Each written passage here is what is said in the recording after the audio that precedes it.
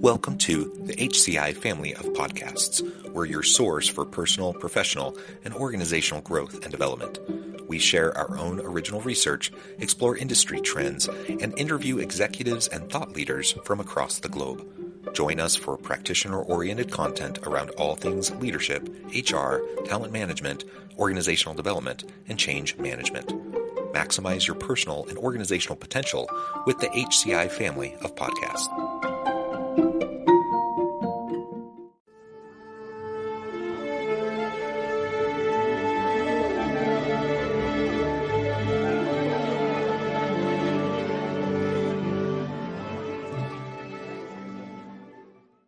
Dr. Roger Firestien, welcome to the conversation today. Thank you. Delighted to be here.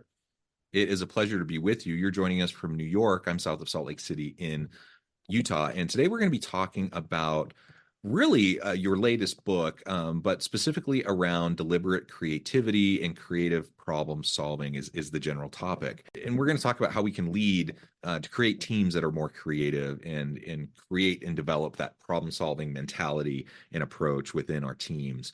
As we get started, I wanted to share Roger's bio with everybody. Roger Firestien has presented programs on innovation to over 600 organizations around the world, including Fortune 500 corporations, government agencies, universities, associations, and religious institutions.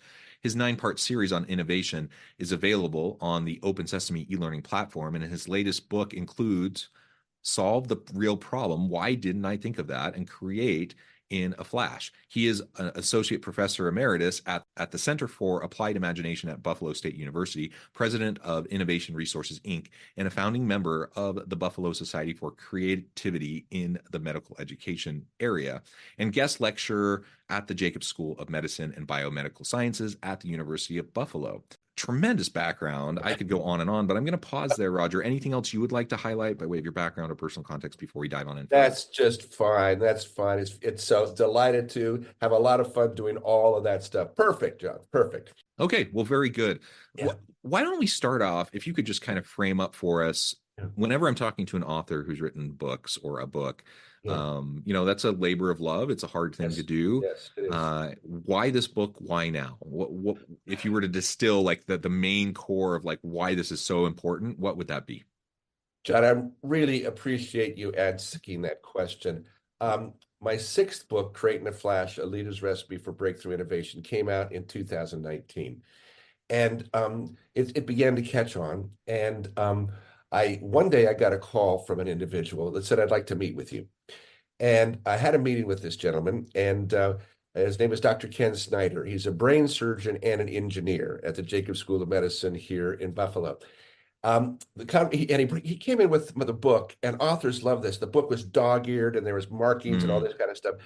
And we had an hour-long conversation, and John, I had to drive around for an hour afterwards to decompress. He goes, I love the work that you're doing. He said, I'd like you to work with our medical students in doing some creative problem solving, thinking a little bit differently.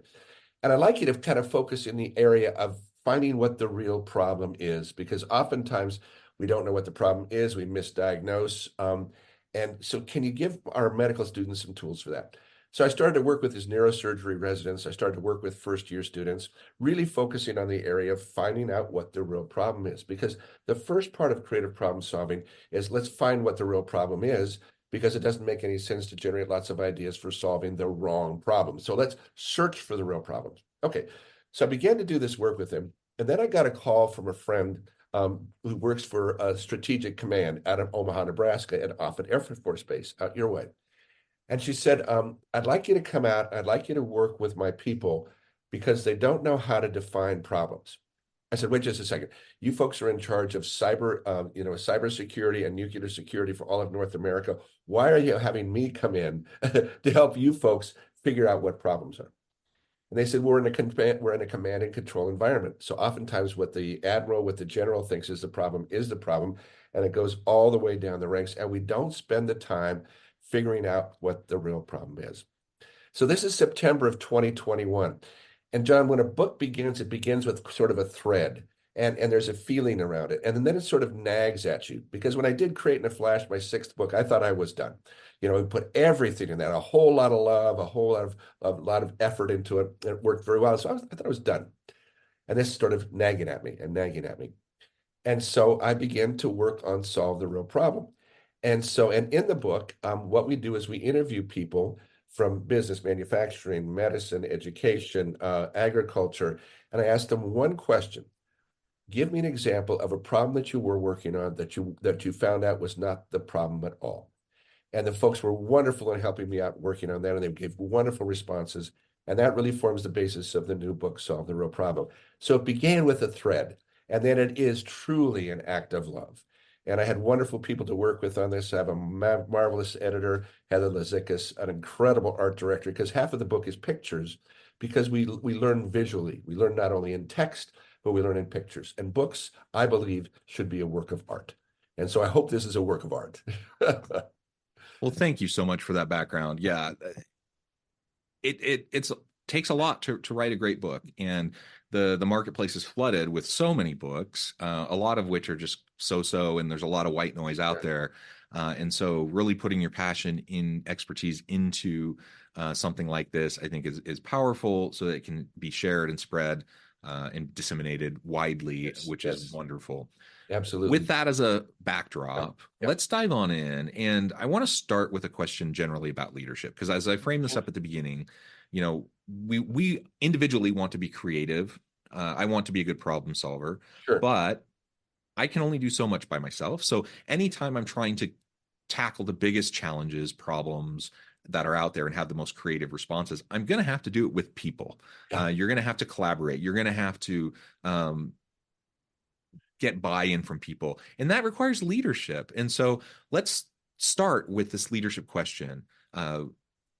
Sometimes people think leaders are kind of born that way. You need this kind of classical charismatic type of a leader, versus, there are lots of training programs out there to develop leadership competencies and capabilities. What's your take on that age-old question around whether leaders are born or made, and how does that apply to this creativity realm? Well, let's take it a step further from that. Between leaders and born or raised, but also the question comes, is creativity innate in people? And are we born creative or are we not born creative? So let me take that angle if we could. And so where we come from is that we're all creative and we create in different and valuable ways. Being creative is what makes us human. And some of us prefer to come up with ideas that are totally outside the box. Others of us prefer to create ideas that create more incremental improvement. The myth around creativity, and also the myth around leadership as well, let me go about the myth around creativity, is if you ask someone if they're creative, 9 times out of 10, they say they're not. If you ask first graders if they're creative, all the hands up. If you ask third graders, are you creative? All their hands go up. By the time we get to about the fifth grade, people say, well, I'm not creative, because what they mistake creativity from is the arts. So when people say, well, what do you do? I said, well, I'm a creativity consultant. I get answers like, oh, is that basket weaving, or are you an artist? But when I change the conversation just a little bit and I say, well, I'm an innovation consultant, people say, oh, we love innovation. We love innovation. Okay. So people are not so sure about this creativity thing, but they are more sure about this innovation thing. So we're all creative and we create in different and valuable ways. So maybe you haven't invented a personal computer, or maybe you haven't done a great work of art, but have you found a way to make the leftovers in your refrigerator better? Have you found a way to help the people in your neighborhood feel better? Have you found a new way to put your kids to sleep at night? Have you found a new way to tell someone that you love them? That's creativity, and that's where we come from. I'm one, I remember years ago sitting in some sort of a training. I don't even remember exactly what it was, but I remember kind of the aha moment, because I Uh, don't think of myself as a creative person. I like you said, that's reserved for people who are like writing songs or right. painting pictures or whatever, right? Yeah. And whatever the specific context was of this kind of training, the speaker was talking and essentially shared what you just shared. Yeah. And I had that aha moment where I'm like, oh, maybe I need to take a broader look at this. And then all of Yes. a sudden I started to do some self-reflection and to analyze. I'm like, oh, well, wait a minute. I write a lot. That's Yeah. certainly creativity. While I'm not like super athletic, I love sports. While I'm not like the best musician in the world, I love music. I love to sing. I love to, dabble on the guitar, stuff like that. I'm not the best ever. I'm not going to win awards for it, but it's something I enjoy, and it's an emotional outlet, right? And as I started to unpack that, I started to recognize, oh, there's actually, I have a lot of creativity in me. And then I started to see that others around me had a lot of creativity in them. And it's not just the what we tend to tag as the creative types. A We big say, oh, C this person's creativity. Yeah, creative. exactly. This person's an artist. I'm like, no, like everyone has that capacity. You Yes. think about when we're children, everyone is Yes. creative. They have Yes. imaginary friends, they're making up games, they're whatever. Like it's just part of being human. And it Yes. in some ways kind of gets beaten out of us. It We does. get socialized away from this creativity as we kind of conform with societal norms and organizational norms, etc. And so as a leader, one of the great things we can do is remind our people of their capacities and their creativity and what they have inside of them, and help to draw that out from them, help them Mhm. feel safe to Right. share. And it is intimate. It is, you have to be vulnerable to share the innermost kind of creative juices that are within you. And so if you have a toxic workplace environment, guess what, you're probably not going to get much creativity out of anybody. um, on the other hand, if you start to create a psychologically safe environment where people trust each other, where they care about each other, then people will be more vulnerable. They'll start to share, they'll be more open, communicate more freely. And all of those are the types of dynamics that help to lead to a stronger creativity and problem solving culture within your team, within your organization. Well, let's jump off from that. Okay. That's fantastic. When we talk about leadership, we talk about organizations. You mentioned the toxic leader and the leader that actually fosters creativity in an organization. The organizations that are most creative are an organization that's built on trust, that's built on openness, has a mistake-friendly attitude, that Yeah. has the skills that people can use to create with, and then has a place where they can apply those skills.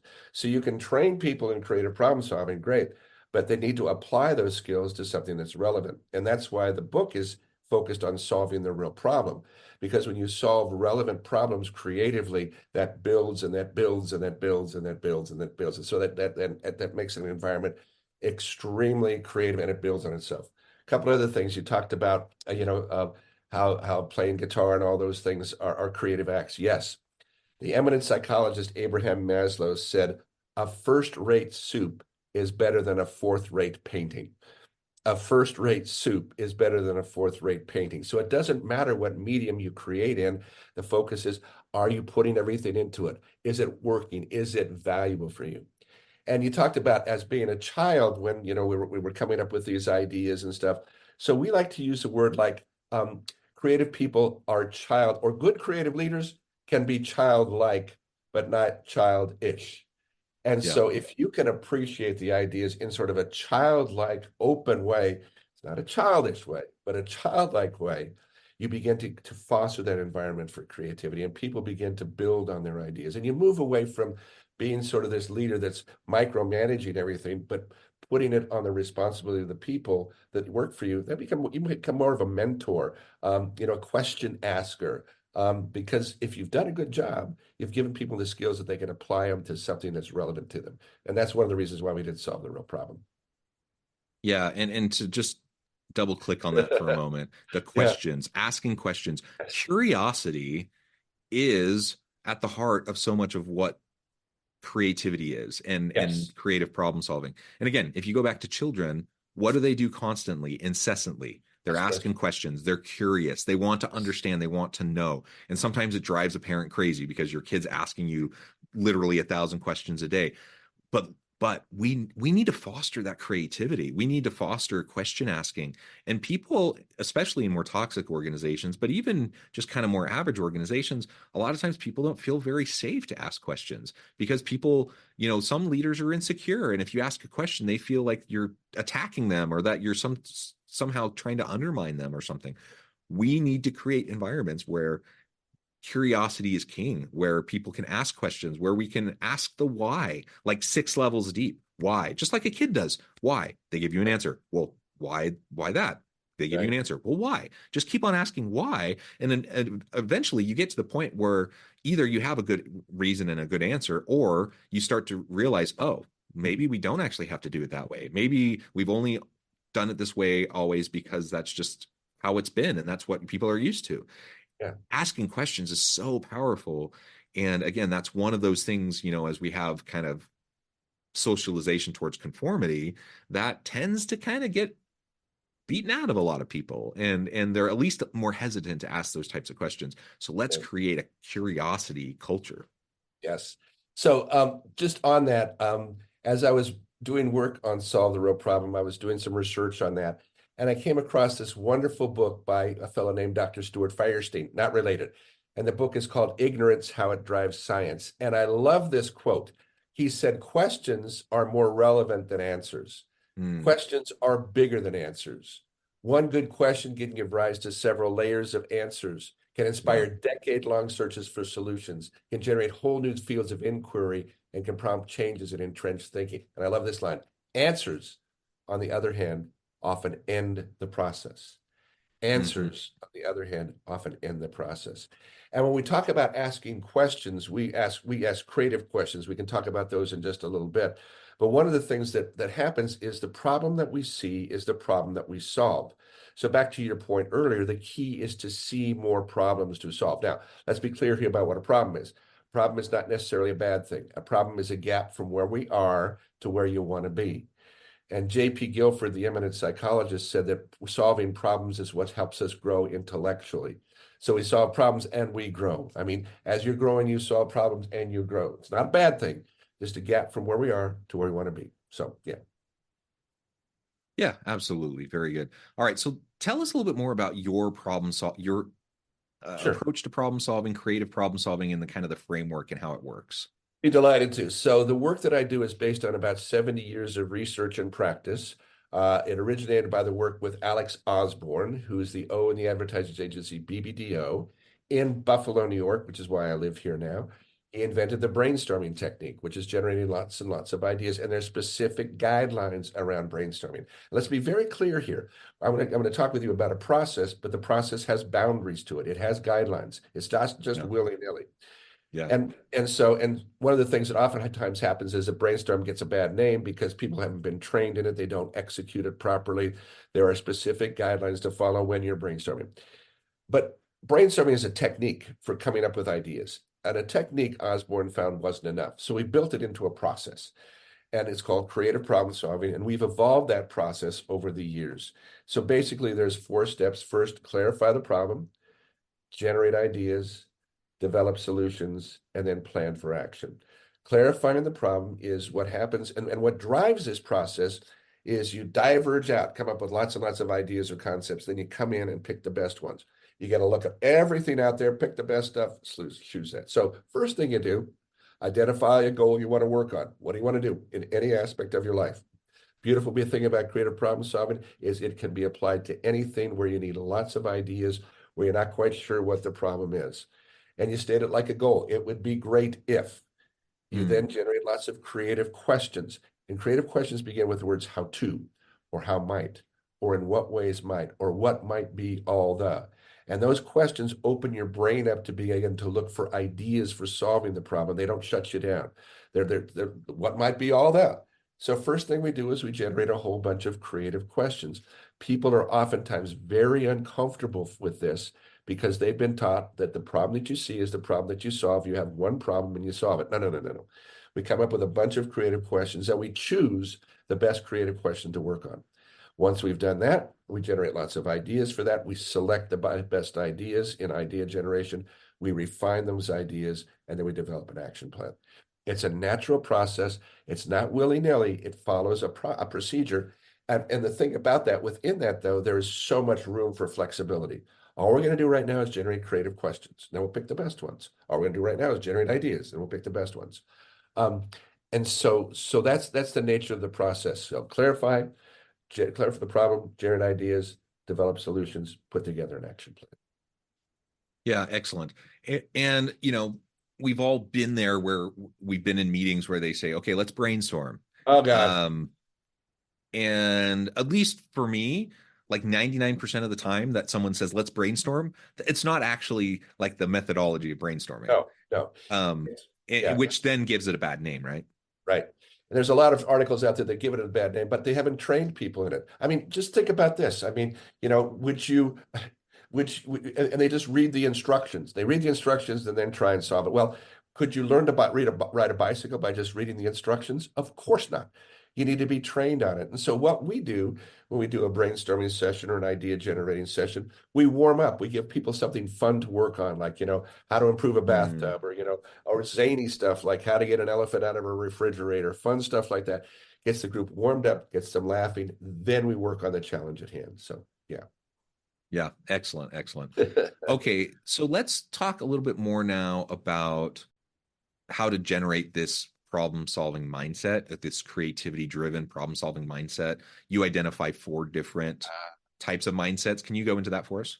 Yes. So in Solve the Real Problem, as I mentioned earlier, I interviewed people from a variety of walks of life, and I asked them one question, okay? Tell me a story about your life or your work when you thought the problem that you were working on was not the problem at all. They gave me all these wonderful answers. And then these answers fell into sort of four mindsets, and they overlap a bit, but here's a predominant theme. The first mindset is challenge your assumptions. I'll go into each one of those. Next one is get an outside perspective. The next one is see the big picture. The next one is look for all of the details. So challenge your assumptions. When you use the word assume, the definition of it is assumed to be the case without relevant knowledge. So when you assume something, you really are making a decision based on little or no evidence. So challenge your assumptions, first thing, okay?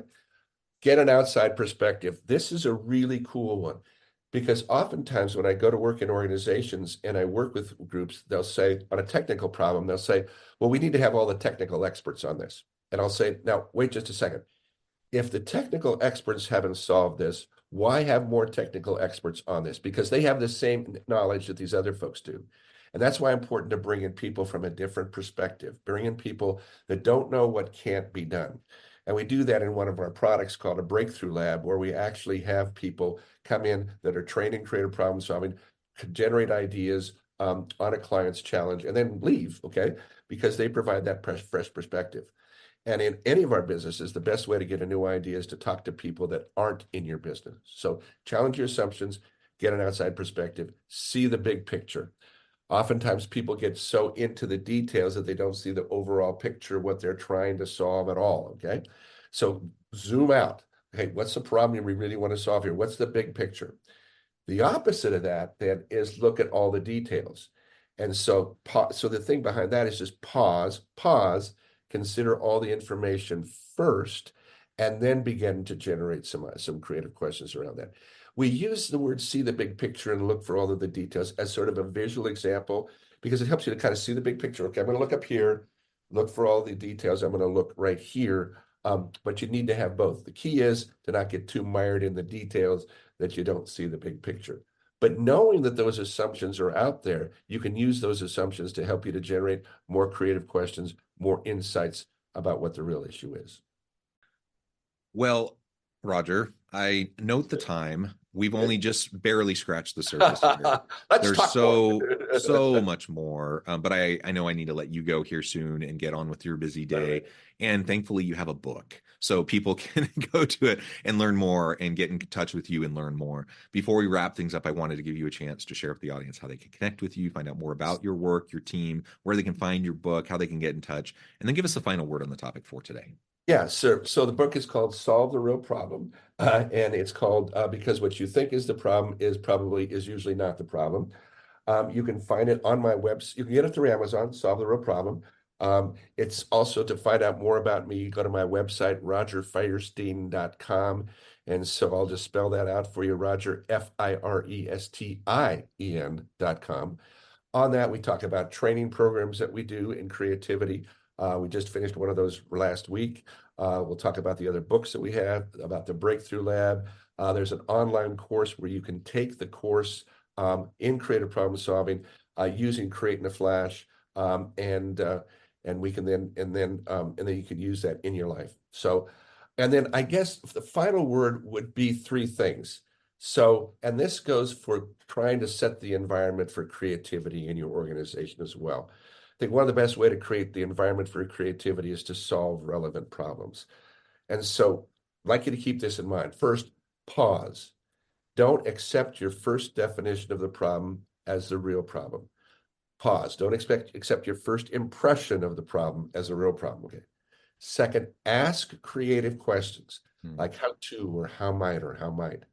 Then third, choose the creative question that best defines your problem and then generate ideas. So pause, ask creative questions, choose, and then generate.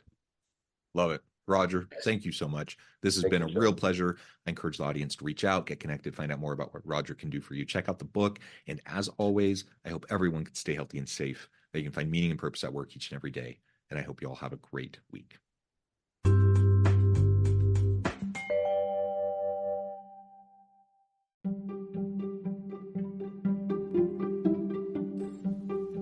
Thanks for joining us for this episode of the podcast. We hope you stay healthy and safe, and please join us again soon.